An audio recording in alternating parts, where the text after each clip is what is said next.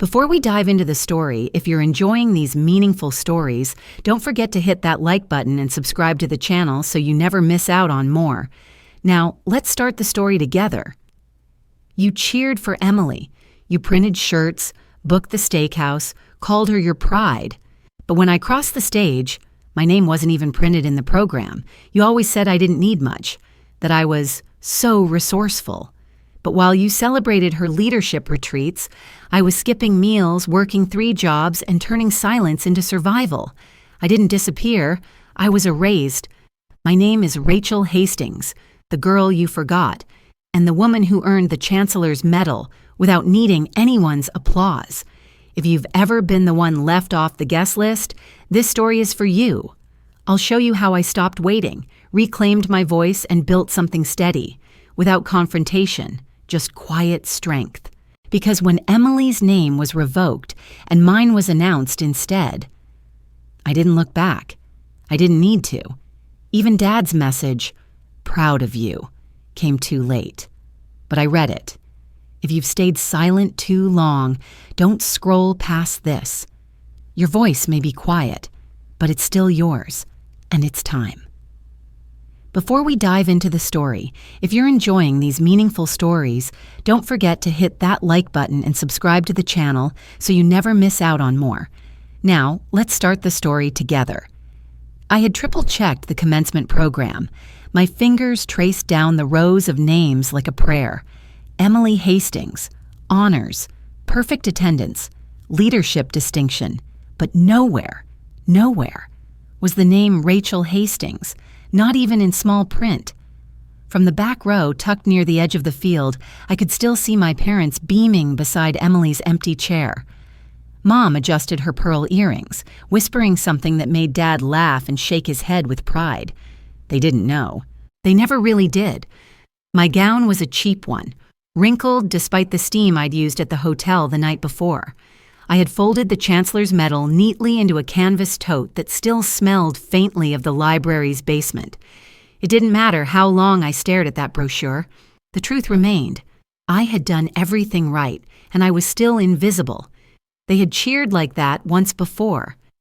The day Emily got into Lindenhill with a balloon bouquet and matching shirts that said, "Proud Sister," I got a lukewarm, "You're so resourceful for choosing a state school and paying my own way." "Ladies and gentlemen," the dean's voice broke the rhythm of names and applause, "we have a necessary correction."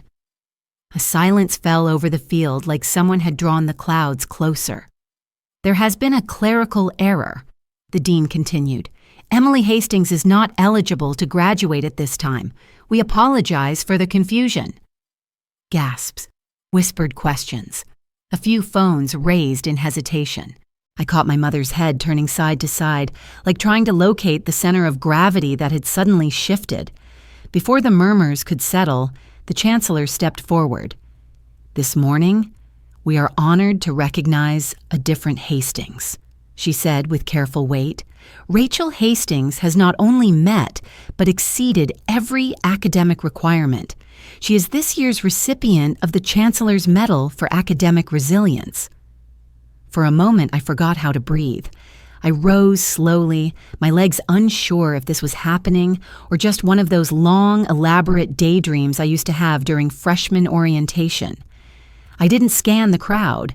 I didn't search for their eyes or their expressions. That part of me, the part that used to hope, had long since gone quiet. I held my chin steady and walked the aisle, each step firm, almost tender, like walking into a future that no longer asked for their applause. They turned. I could feel it. Not everyone, but enough. For once, I wasn't following Emily. I wasn't explaining, fixing, shrinking. I walked forward not to prove anything, but because it was my turn. Finally. They always said I never needed anything, that I just made do. Like survival was some kind of magic trick I pulled off in silence.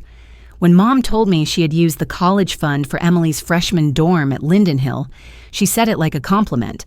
"You're resourceful, Rachel. You'll be fine." I nodded then and said thank you. I don't know why I thanked her.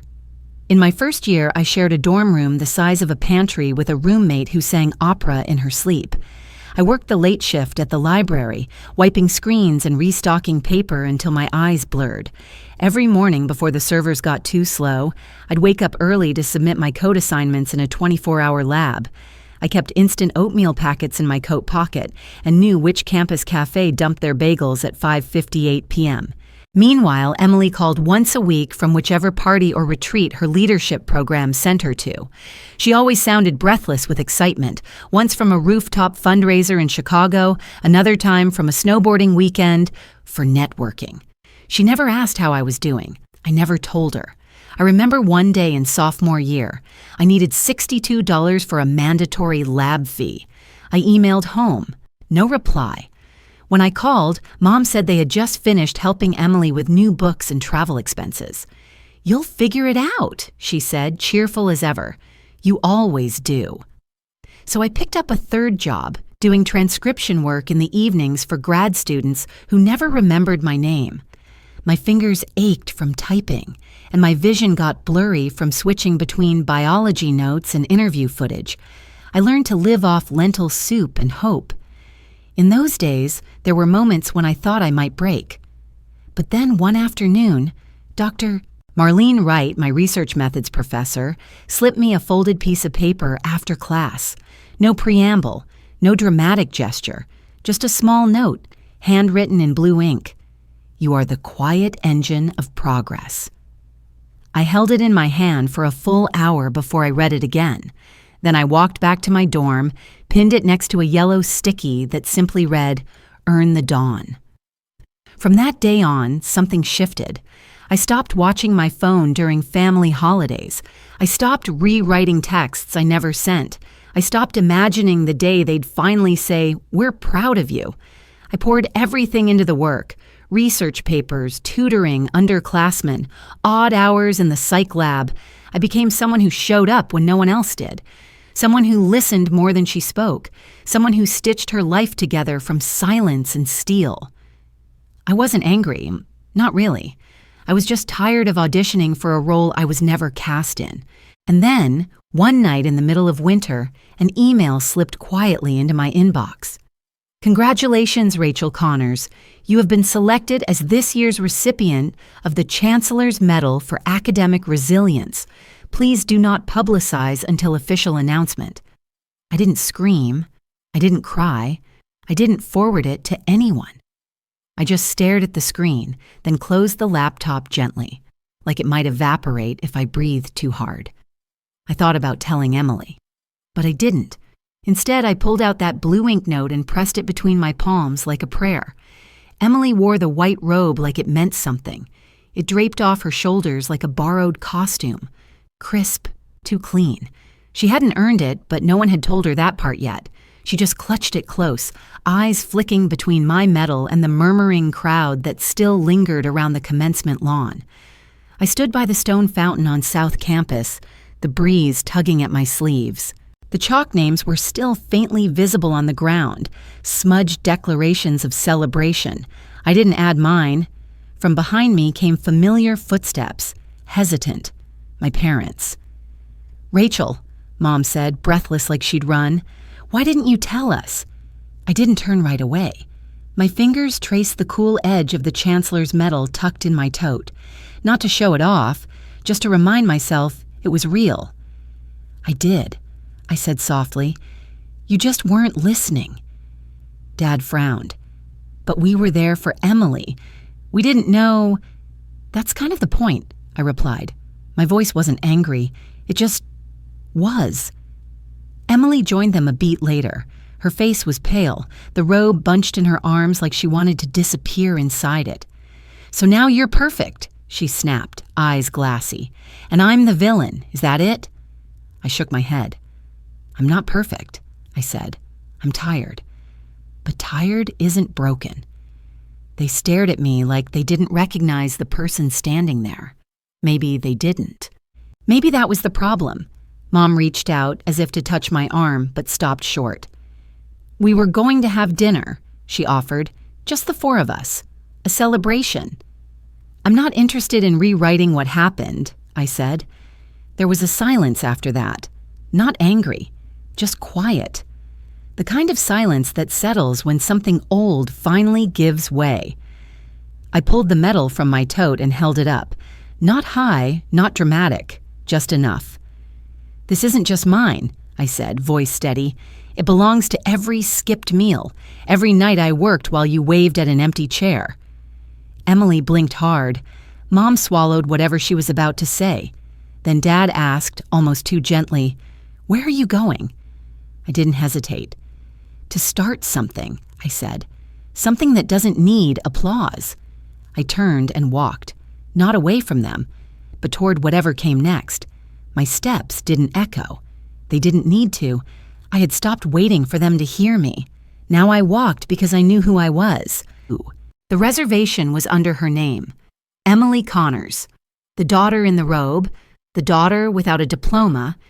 They picked an upscale steakhouse near Capitol Square, the same one they once booked for her internship celebration. I remembered the photos.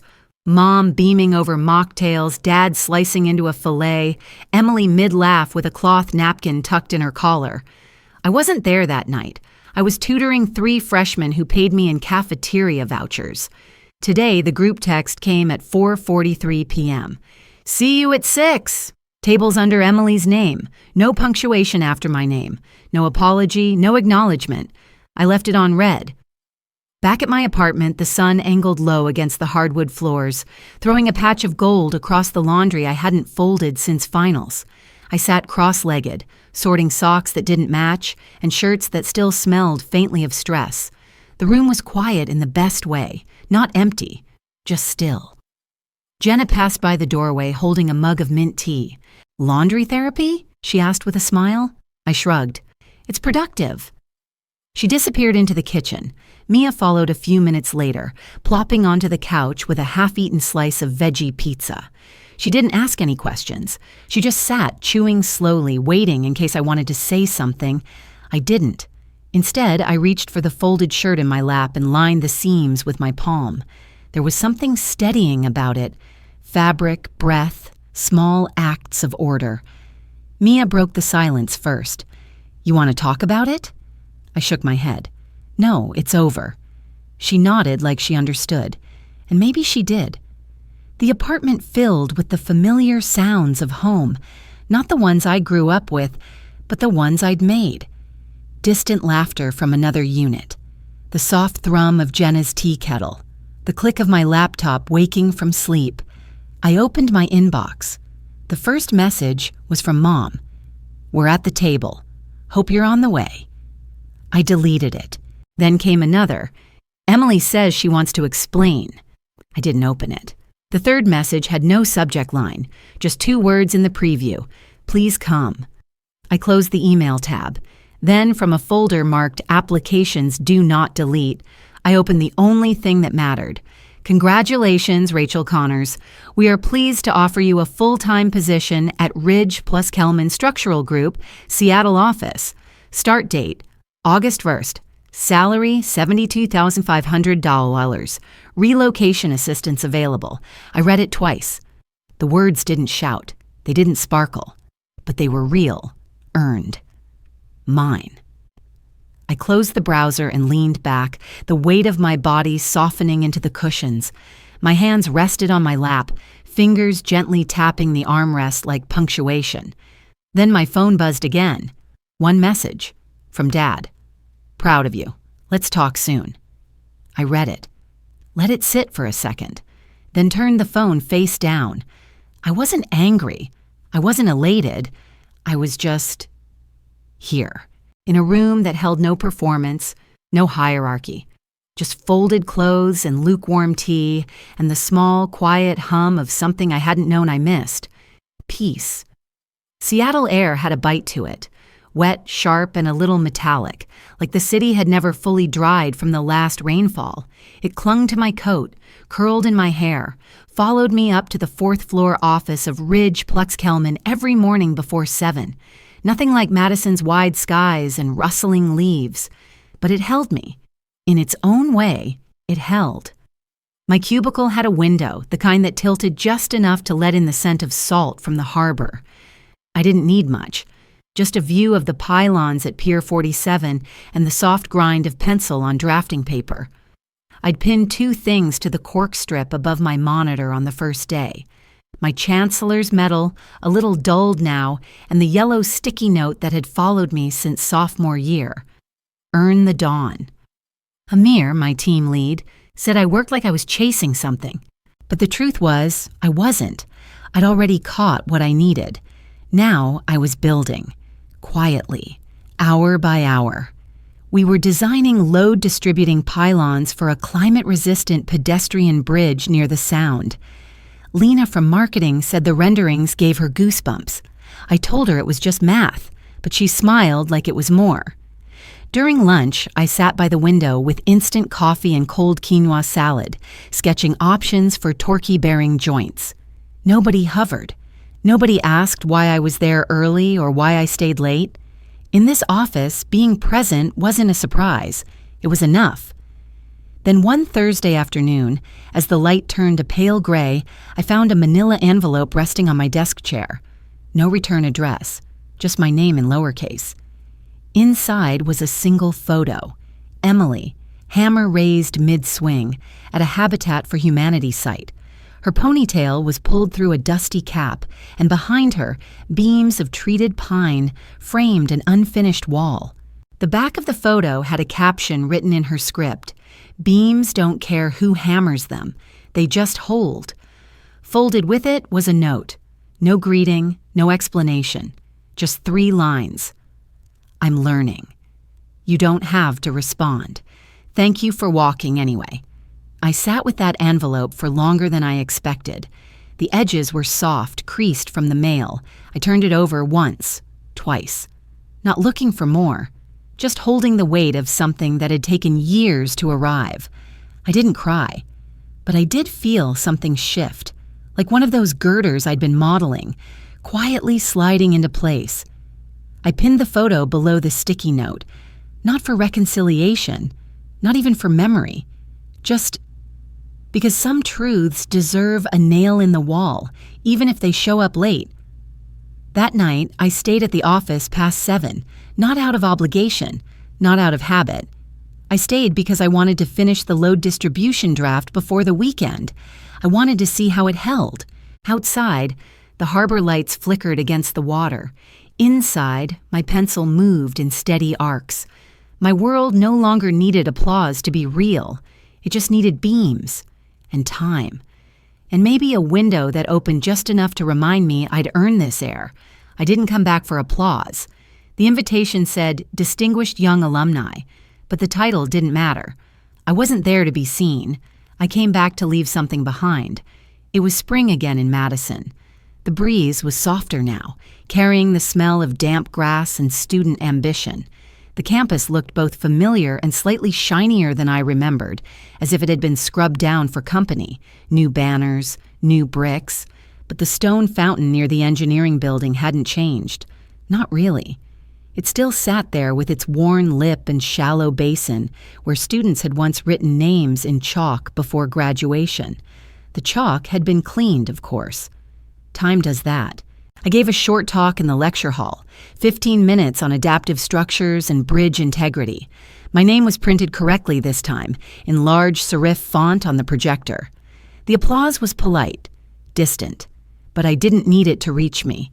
Afterward, a freshman, Anna, approached, eyes bright, fingers inked from note-taking. "Do you ever wish your family noticed earlier?" she asked. I paused, not because I didn't know the answer, but because I wanted to give her something useful. "No," I said. "I wish I had stopped waiting sooner." She nodded, not quite understanding, but maybe one day she would. I walked alone toward the fountain. The air held a quiet that felt earned.